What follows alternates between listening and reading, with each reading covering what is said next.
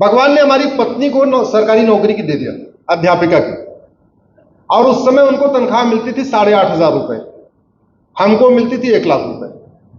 जैसे 8,500 रुपए की नौकरी मिली, हमने 1,00,000 रुपए की नौकरी छोड़ दी। मैंने कहा 2 बेटे हैं, दहेज वहेज भी नहीं देना। और पत्नी ने बोला ठीक है, हम 8,500 में घर चला लेंगे, अब आपको जो करना है करो। तब से वो यात्रा शुरू हुई और वो चल रही है, चल रही है।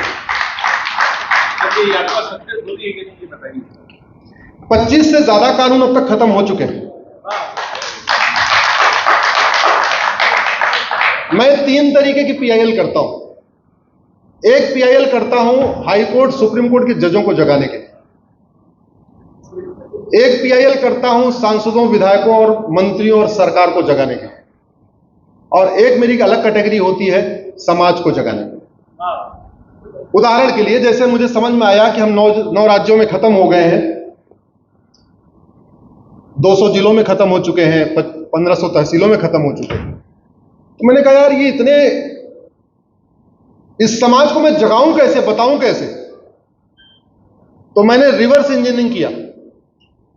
जो लोग इंजीनियरिंग के स्टूडेंट होंगे उनको पता होगा, एक रिवर्स इंजीनियरिंग की जाती है। मैंने कहा एक काम पीआईएल करते हैं कि 9 राज्यों, 200 जिलों और 1500 तहसीलों में हिंदुओं को माइनॉरिटी का दर्जा दे दिया जाए। उस एक पीआईएल से जज भी जाग गए, अच्छा 9 राज्यों में खत्म हो गए, 200 जिलों में खत्म हो गए, 1500 तहसील में खत्म हो गए। सरकार भी जाग गई, अच्छा जी 200 जिलों में खत्म हो गए, और समाज भी काफी हद तक जागने लग गया, हां हम खत्म हो चुके हैं।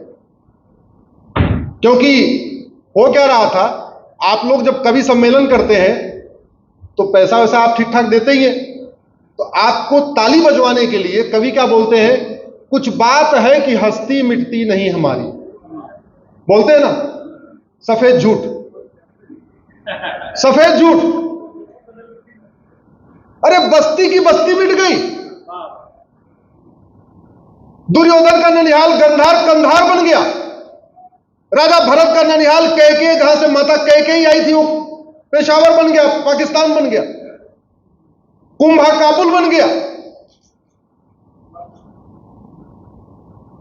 दुनिया से गायब हो गए, और जैसे 1 लाख 2 लाख रुपए मिल जाता है सामने वालों से ताली पिटवाने के लिए, कुछ बात है कि हस्ती मिटती नहीं हमारी। 9 राज्यों से हस्ती मिट गई, 200 जिलों से हस्ती मिट गई, 1500 तहसीलों से हस्ती मिट गई, और कह रहे कुछ बात है कि हस्ती मिटती नहीं हमारी। और कथाओं में क्या किया, कथाएं कैसी हो रही हमारे देश में, देखिए।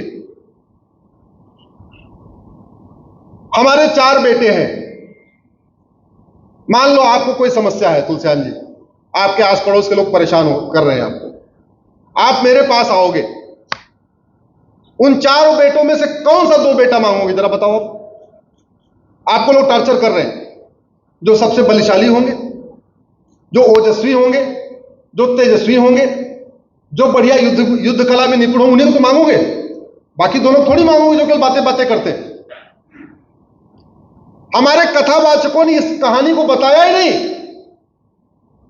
कि विश्वामित्र जी ने राम लक्ष्मण को मांगा क्यों था।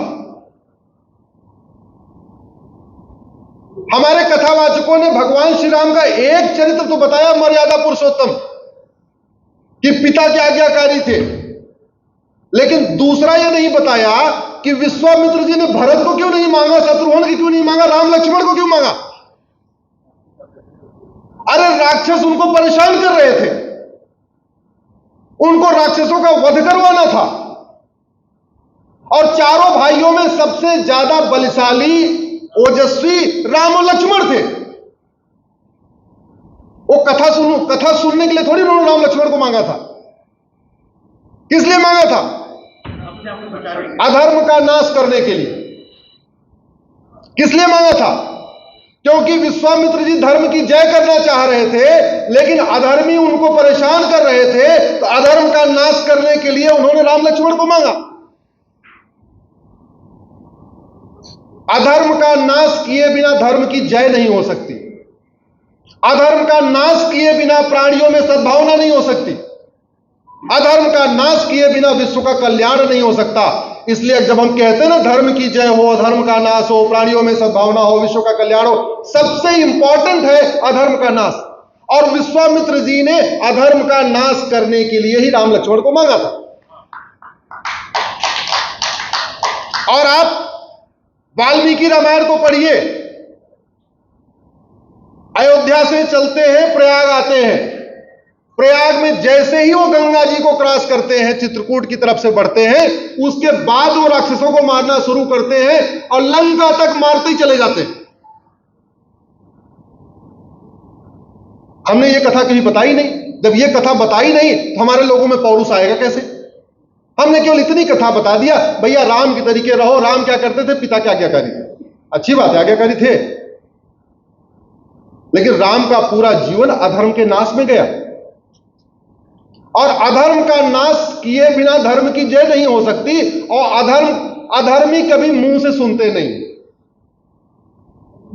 हनुमान जी गए थे, समझा पाए क्या रावण को? जोर से बोलिए। जबकि विद्वान था। भगवान श्री राम को लगा कि यार हनुमान जी चलो थोड़े उग्र हैं, नहीं समझा पाए होंगे, थोड़ा शांत वाले को भेजता हूं, जो बहुत पोलाइट है, जो बहुत हम्बल है। किसको भेजा? जोर से बोलिए, किसको भेजा? अंगद समझा पाए क्या? बहुत जो गुणवान था, नीतिज्ञ था, विभीषण समझा पाए क्या? तो फिर राम ने क्या किया? बोले राम सकोप तब भय बिन होय न प्रीत। भगवान श्री राम ने बोला कि भय के बिना प्रीति नहीं होती। दुबई में प्रीति है। दुबई में हिंदू, जैन, बौद्ध और सिख के ऊपर कोई भय इसलिए नहीं है, कोई खतरा नहीं है क्योंकि है। लेकिन भारत के अंदर हिंदू, जैन, बौद्ध, सिख के ऊपर कभी सर्तन से जुदा हो जाता है, कभी कुछ हो जाता है, कभी कुछ हो जाता है, क्योंकि भय नहीं है। भगवान कृष्ण से बड़ा कम्युनिकेटर कौन था? उनसे बढ़िया कम्युनिकेटर कौन था? उनसे बढ़िया प्रेजेंटर कौन था? उनसे बढ़िया अच्छी तरीके समझाने वाला कौन था? समझा पाए क्या? आते आते 5 गांव पे आ गए कि बाकी सब ले लो, 5 दे दो बस। 5 का मतलब इंद्रप्रस्थ, जिसको दिल्ली कहते हैं, तिलप्रस्थ फरीदाबाद, गजप्रस्थ गाजियाबाद, पानप्रस्थ पानीपत, सोनप्रस्थ सोनीपत। बोले 5 गांव दे दो, हम ये नहीं मानेंगे। 5 दिया क्या? ऐसे ही जो कहावत है, लातों के भूत बातों से नहीं मानते, ये फैक्ट है। करना क्या पड़ेगा? समाज तो नहीं पड़े भाई, रूल ऑफ लॉ हो गया ना। या तो कानून को खत्म कर दीजिए, सारा कानून खत्म कर दीजिए, समाज को ही अपने अधर्म का नाश करने दीजिए, वो कर लेगा। और अगर आप कानून का शासन स्थापित कर रहे हैं तो ऐसा नहीं होना चाहिए, ऐसा घटिया कानून नहीं होना चाहिए कि आदमी कुछ भी कर ले, कोई फर्क ही ना पड़े। बलात्कार पे बलात्कार, हत्या पे हत्या, सर्तन से जुदा पे सर्तन से जुदा, नफरत पे नफरत, सब बढ़ती चली जा रही, बढ़ती चली जा रही। हम रिव्यू नहीं कर रहे कि यार क्या समस्या है। हमारी यंग जनरेशन ड्रग में बर्बाद हो रही है, नशे में बर्बाद हो रही है। आप लोग गूगल करिएगा, सिंगापुर गांजा 900 ग्राम, 900 ग्राम गांजा मिला सिंगापुर में कॉलेज के पास, उठा के फांसी दे दिया। अब वहां के medical college, engineering college, law college में कोई गांजा बेचने जाएगा क्या? हमारे देश में ऐसा कोई कॉलेज नहीं है जहां गांजा नहीं पहुंच रहा है, अफीम नहीं पहुंच रही है, चरस नहीं पहुंच रही है, कोकीन नहीं पहुंच रही है। हमारी यंग जनरेशन उसमें बर्बाद हो रही है। तो एक काम है, या तो आप कानून हटा लो और पेरेंट्स पे छोड़ दो कि जहां जो नशा तस्कर मिलेगा उसको सबक सिखाओ। पेरेंट्स सिखा लेंगे। और आप कह रहे हो नहीं नहीं नहीं, अगर आपने नशा तस्कर के ऊपर हमला कर दिया तो आपके ऊपर भी केस हो जाएगा, तो भैया फिर ऐसा कानून बनाओ कि ड्रग स्मगलिंग हो ही ना। हर समस्या का इलाज है। ऐसी कोई बीमारी नहीं जिसकी कोई दवाई नहीं, ऐसी कोई समस्या नहीं जिसका कोई समाधान नहीं। समाधान करना पड़ेगा। बस एक बात याद रखिएगा, समाधान कानून है। जो अपराध भारत में है सिंगापुर में नहीं है, तो इसलिए नहीं कि सिंगापुर का शासक, सिंगापुर के प्रधानमंत्री बहुत अच्छे हैं। ज्यादा मेहनती हैं, ज्यादा ईमानदार हैं। अंतर क्या है? वहां का पुलिस सिस्टम अच्छा है, वहां का जुडिशियल सिस्टम अच्छा है, वहां का एडमिनिस्ट्रेटिव सिस्टम अच्छा है। जो समस्या भारत में है वो दुबई में नहीं है। ऐसा नहीं कि दुबई का शेख हमारे प्रधानमंत्री से ज्यादा मेहनती है, ज्यादा राष्ट्रवादी है, ज्यादा देशभक्त, नहीं। अंतर यह है उनका पुलिस सिस्टम अच्छा, उनका जुडिशियल सिस्टम अच्छा, उनका एडमिनिस्ट्रेटिव सिस्टम अच्छा। जो समस्या भारत में वो चीन में नहीं है। अंतर शासक का नहीं है। याद रखिएगा, अच्छी हॉस्पिटल और गड़बड़ हॉस्पिटल में अंतर क्या होता है? जिस हॉस्पिटल में अच्छी दवा दी जाती है वो अच्छी हॉस्पिटल, जहां गड़बड़ दी जाती है गड़बड़। दवाई बदलने की जरूरत है।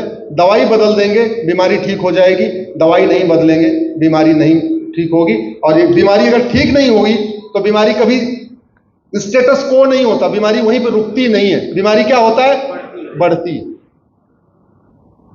दवाई देना जरूरी होता है। बीमारी ठीक होती है अच्छे टैबलेट से, अच्छे इंजेक्शन से, अच्छे सिरप से, अच्छी वैक्सीन से।